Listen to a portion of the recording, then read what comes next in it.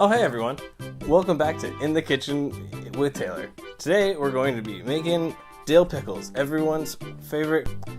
For today's recipe, you're going to need a bunch of cucumbers, some kosher salt, apple cider vinegar, red pepper, flakes, crushed dill seeds, and garlic. First thing you'll need to do is to go out to your garden and get yourself some hot and fresh cucumbers. If you don't have a garden that's growing cucumbers, stop watching this video right now. Next, prepare your jar for pickling with 2 cloves of smashed garlic, 2 teaspoons of dill seed, and 1/2 teaspoon of red pepper flakes.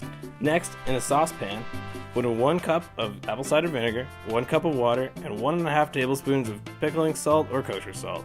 Bring that to a boil. While that's boiling, slice up your pickles, or cucumbers, and put them in the jar. Once it's good and hot, pour the brine right over the cucumbers and let it sit until it's room temperature.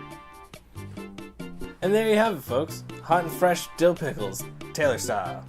On the next episode of Talking Kitchens with Taylor, we'll be doing foie gras. Stay tuned. And there you have it, folks.